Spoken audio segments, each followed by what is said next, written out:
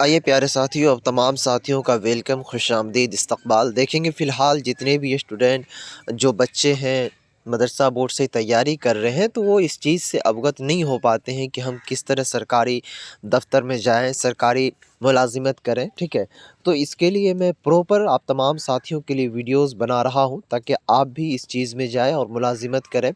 क्योंकि प्यारे साथियों, अगर आप नहीं जाएंगे तो फिर आने वाला जो वक्त है वो काफ़ी बदल जाएगा। ठीक है, काफ़ी दुश्वारियों का सामना भी करना पड़ सकता है। इसीलिए प्यारे साथियों, आज की इस वीडियोज़ में हम बताने के लिए आ गए हैं, एक बहाली है जिसका नाम है कंबाइंड सिविल। ठीक है, ये कंबाइंड सिविल का पद क्या होता है इसके बारे में भी हम बताएंगे। ठीक है, और इस पर कौन-कौन फॉर्म को भर सकता है। ठीक है प्यारे साथियों, और स्पेशली मैं उन बच्चों के लिए हूँ जो कि मदरसा बोर्ड से फ़ोक़ानिया, मौलवी, आलिम, फ़ाज़िल पास करते हैं, तो वो बेरोज़गार बैठे रहते हैं, किसी तरह की कोई क्या कहते हैं हासिल करते ही नहीं। तो इसको लेकर के इस वीडियोज़ में हम बताएँगे पूरी ख़बर आपको विस्तार से कि फ़ॉर्म कैसे अप्लाई करना है, कब से, उसका सिलेबस क्या होगा, कैसे-कैसे क्वेश्चन होंगे एग्ज़ाम, उसके बाद कैसे नौकरी होगा, वो सभी चीज़। ठीक है, तो वीडियो को शुरू से लेकर अंत तक देखिए, आपको सभी चीज़ें समझ में आ जाएँगी। और आपसे एक दरख्वास्त है, चैनल पर अगर पहली बार होंगे तो चैनल को ज़रूर सब्सक्राइब कर लीजिएगा, क्योंकि प्यारे साथियों आगे आपके फ्यूचर मुस्तकबिल में बहुत सारे काम आने वाले इस चैनल से। तो चलिए शुरू करते हैं। देखेंगे प्यारे साथियों, ये कल का पेपर कटिंग है। ठीक है, इसमें देखने की कोशिश कीजिए। इनका हेडलाइन है कि कंबाइंड सिविल सर्विस के 342 मुख्तलिफ ओहदों के लिए फॉर्म 29 फरवरी तक। ठीक है, ये कंबाइंड सिविल सर्विस क्या होता है इसके बारे में आगे हम चर्चा करेंगे, पहले समझिए। यहाँ पर देखने की कोशिश कीजिए, कह रहा है कि झारखंड पब्लिक सर्विस कमीशन इश्तिहार नंबर 1/24 के ज़रिए deputy collector, deputy superintendent of police, क्या कहते हैं, स्टेट टैक्स ऑफिसर, उसके बाद है jail superintendent, Jharkhand education service grade.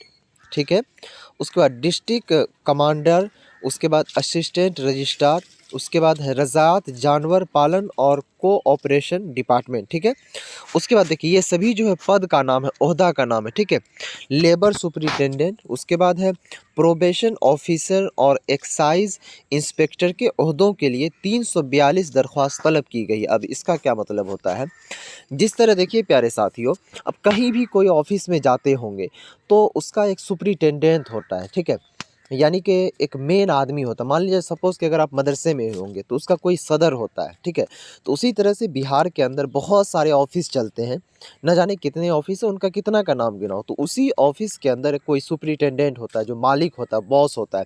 तो उसकी बहाली है यहाँ पर, और बहुत ही ज़बरदस्त बहाली है।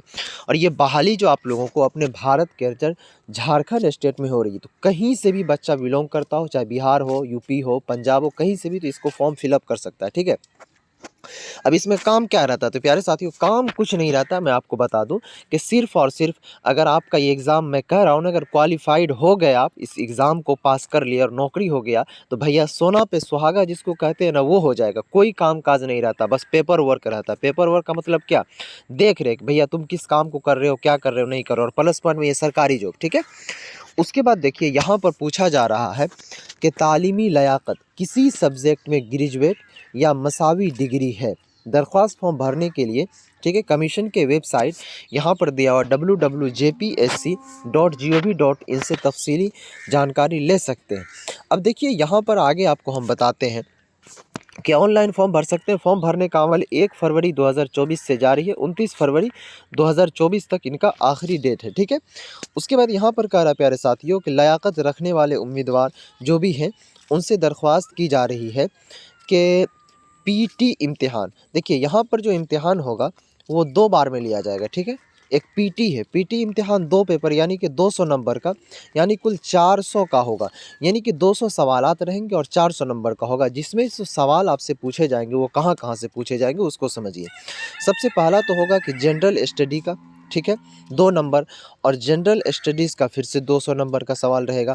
ठीक है, कामयाब उम्मीदवार, इसका मतलब ये हो गया कि 200 नंबर के ऑब्जेक्टिव और 200 नंबर के सब्जेक्टिव कुल मिलाकर के 400 नंबर के हो गए। ठीक है, तो जनरल स्टडी और जनरल स्टडीज़ दोनों से 2-200 नंबर के सवालात रहेंगे आपको। जनरल स्टडी का मतलब ये होता है कि जिस तरह अपने भारत के अंदर अभी कौन सा काम हुआ, मुख्यमंत्री कब बना, प्रधानमंत्री कब बना, तो वो सभी चीज़। ठीक है, यहाँ पर ये चीज़ें आपको समझ में आ गया कि जनरल स्टडीज़ 1, जनरल स्टडीज़ 2 से सवालात रहेंगे। यही सभी सवाल, इसी को कहते हैं जनरल नॉलेज, जनरल स्टडी, ठीक है? उनके बाद देखेंगे फिर कह रहा कि न शामिल होंगे, फिर क्या कहते हैं मेन में कामयाब इंटरव्यू में शामिल होंगे, ठीक है? यानी कि आपका एग्ज़ाम जो है 2 बार में लिया जाएगा, यानी कि एक पहला एग्ज़ाम जो है पीटी लिया जाएगा, जिसमें अगर आप कामयाब हो गए तब आपका मेंस एग्ज़ाम लिया जाएगा, उसके बाद फिर इंटरव्यू के लिए शामिल किया जाएगा, ठीक है प्यारे साथियों? इसमें देखने की कोशिश कीजिए कि फॉर्म जो अप्लाई करेंगे तो यहाँ पर एजुकेशन लियाकत में मांगा गया है ग्रेजुएशन, ठीक है? यहाँ देखिए डायरेक्टली मैं आपको दिखा दूँ उर्दू के लिए फॉर्म, किसी सब्जेक्ट में ग्रेजुएट या फिर मसावी डिग्री होनी चाहिए। मसावी का मतलब ये हो गया कि अगर आप आलिम भी पास किए हुए हैं, ठीक है? तो इसके लिए फॉर्म अप्लाई कर सकते हैं। अगर आप फाजिल भी पास किए हुए हैं तो इसके लिए आप फॉर्म अप्लाई कर सकते हैं। ये चीज़ इसमें ये नहीं दर्शाया गया है कि आप क्या कहते हैं ये सब्जेक्ट से क्या कहते हैं ग्रेजुएट होना चाहिए कोई भी चीज़। तो मसावी का मतलब ये होता है कि इसके बराबर, तो आलिम इसी के बराबर है तो इसके लिए आप फॉर्म भर सकते हैं, ठीक है? अब देखिए यहाँ पर कुछ उम्र की भी बात की गई है। यहाँ देखिए कह रहा है कि जनरल उम्मीदवारों को कम से कम 21 साल होनी चाहिए और जो क्या कहते हैं ज़्यादा से ज़्यादा 35 साल होनी चाहिए। बीसी ईबीसी के लिए जो है 37 साल ज़्यादा से ज़्यादा होनी चाहिए और कम से कम 21 साल। बीसी और ईबीसी के लिए छूट भी दिया गया है। क्या कहते हैं कुछ दिन 2 साल का, यहाँ पर देखिए 35 है जनरल के लिए, तो बीसी ईबीसी के लिए 2 साल का छूट है 37 तक। उसके बाद एससी एसटी के लिए 38 साल तक है, ठीक है? अब देखिए जो उम्मीदवार चाहते हैं इस पर फॉर्म भरने के लिए इम्तिहान की फ़ीस जो है 100 रुपये, ठीक है? रियासत झारखंड के एससी एसटी उम्मीदवारों के लिए इम्तिहान की फ़ीस 50 रुपये, ठीक है?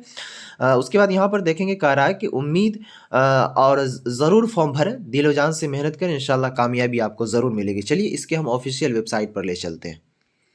तो यहाँ देखेंगे प्यारे साथियों अपने गूगल में सर्च कीजिएगा इस तरह, ये लिखिएगा, उसके बाद थोड़ा सा स्क्रॉल कीजिएगा तो यहाँ पर ये वाला सेक्शन आएगा, इसी के ऊपर में आपको क्लिक करना है।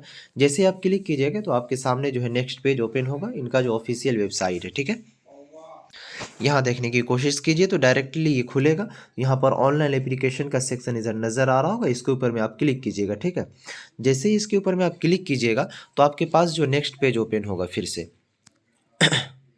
यहाँ पर जैसे आएँगे क्लिक करेंगे तो यहाँ देखने की कोशिश कीजिए, यहाँ डायरेक्टली आपको नज़र आ रहा होगा ये कंबाइंड सिविल सर्विसेज एग्जामिनेशन, इसके ऊपर में आपको क्लिक करना है और इसके बाद फॉर्म भर देना। देखिए फॉर्म भरना चाहते हैं तो आप खुद से भी भर सकते हैं, नहीं तो ये वीडियोस दिखा करके आप किसी साइबर कैफ़े में जाइए, वो खुद आपके इस ऑफिशियल वेबसाइट पर ला करके वो फॉर्म भर देगा, क्योंकि आप अपने से भरेंगे थोड़ा सा भी मिस्टेक होगा, पैसा कट जाएगा लेकिन फॉर्म नहीं भराएगा, ठीक है? तो इसीलिए 150 रुपये खर्च हो लेकिन किसी साइबर कैफ़े में जा के उससे भरवा लीजिए, हम यही डिसाइड देंगे आपको, ठीक है?